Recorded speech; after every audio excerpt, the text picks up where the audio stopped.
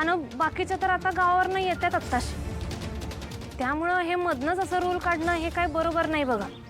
आणि परीक्षा अशी लगेच आल्या असताना तुम्ही असं नियम काढणार हे काय बरोबर नाही बघा. हे बघा, ही नोटीस आपल्या कॉलेजच्या ट्रस्टी कामिनी मॅडम यांच्या आदेशानुसार लावण्यात आलेली आहे.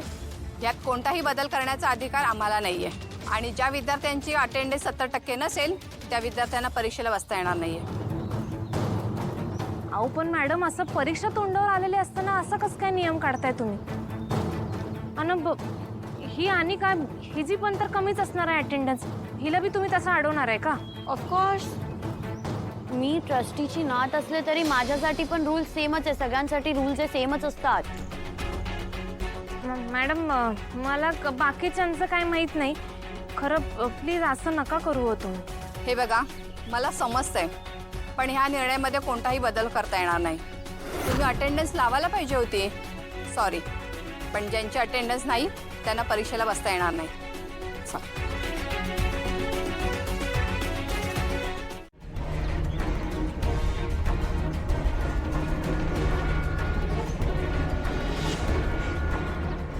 कमळी, ह्या फॉर्म्सवर सगळ्यांच्या साईन आहेत, बट ॲज अ GS तुझी साईन रिक्वायर आहे. मी कुठं GS आहे पण फॉर्मर GS तर तूच आहेस ना. आय मीन लास्ट इयर तूच GS होती, तर जोपर्यंत नवीन GS येत नाही रिस्पॉन्सिबिलिटी तुझीच आहे. That's how it works. Kamli ऐक ना, प्लीज साईन करून टाक. तसंही तुझ्या साईनला वजन आहे. हो कमळे, तू सही केलीस ना, प्रिन्सिपल सर जास्त सिरियसली घेतील. करून टाक सही. What happen? तू साईन करायला घाबरतीयस का? आय थॉट तू तर काय म्हणजे फाईट करते राईट्ससाठी, मग आता का घाबरतीयस? मी काय घाबरलेलं नाही. खरं GS नसताना स्वतःला GS समजणं हे मला चुकीचं वाटतंय. ओ कम ऑन, बिग डील. सगळ्यांसाठी तर GS तूच आहेस ना. व्हॉट से एव्हरीवन, GS कोण आहे? प्लीज कर साईन. ठीक आहे, ठीक आहे. मी सही केल्यामुळे सगळ्यांनाच न्याय मिळणार असेल तर काय हरकत आहे, करतो मी.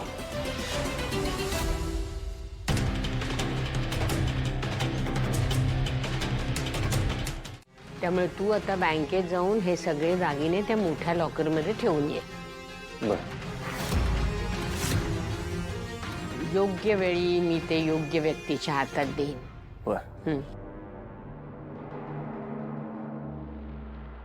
ऐकलंस का?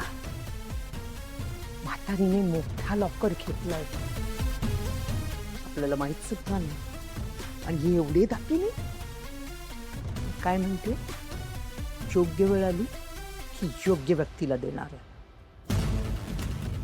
आहे. कोणी योग्य व्यक्ती? योग्य व्यक्तीला एवढे दागिने, मला एक दागिना देत नाही म्हातारी आगाऊ कुठची. रडू नको, कळलं ना? सगळे दागिने तुला मिळतील. वा, तू बोल.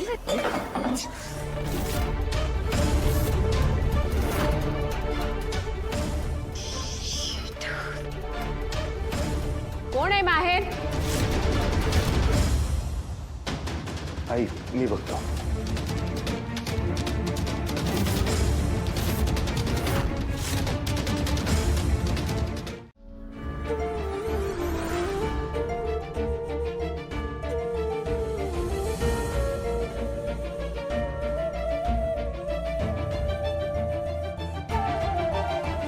ऋषी सर तर 5लाच येतो म्हणलं होतं, अजून कसं आलं नाही? काय तर कामात अडकलं असतं.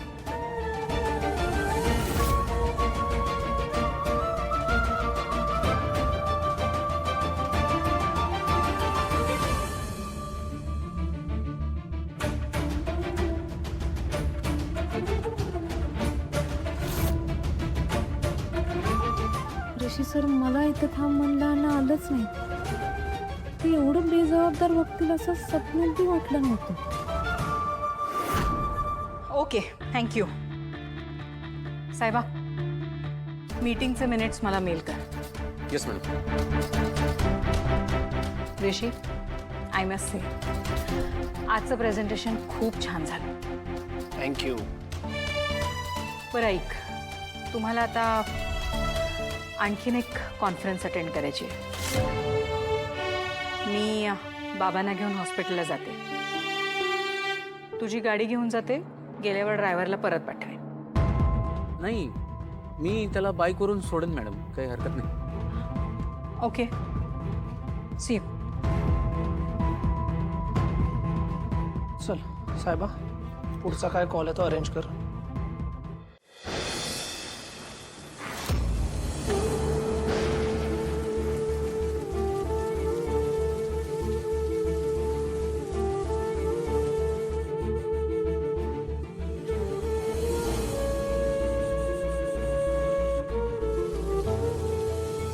आई ग आई, दमलो.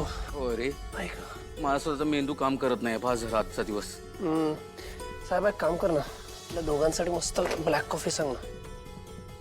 कॉफी? मला घड्याळात 9 वाजले, कॉफी प्यायची वेळ नाहीये. काय मग 9? अरे यार, कसं विसरू शकतो यार हे. आता काय? अरे कमळेला घ्यायला जायचं होतं ना, ती थांबली आहे माझ्यासाठी. अरे होय की, या कामाच्या गडबडीत मी पण तुला सांगायचं विसरलो यार. शेट यार, हे मीटिंग्स मध्ये ना मी विसरून गेलो यार कम्प्लिटली. ठीक आहे ठीक आहे ठीक आहे ठीक आहे, शांत हो. हे बघ, तू काही मुद्दा म्हणून केलेलं नाहीयेस आणि मला असं वाटतं की इतका वेळ वाट बघून कमळी परत निघून गेली असेल. तुला वेळ आहेस? मी ओळखतो तिला, ती अजूनही तिथेच थांबली असणार. तिथेच उभी असेल? जर का ऋषी ती तिथेच असेल ना, तर संपलायस बरं का तू, संपलायस आता. ए, तू घाबरू नको यार, मला गाडीची चावी दे तू लगेच. हे घे, हे घे. जा सावकाश जा. हे आई पण ना माझी गाडी कशाला घेऊन जाते. काय करायचं या पोराचं?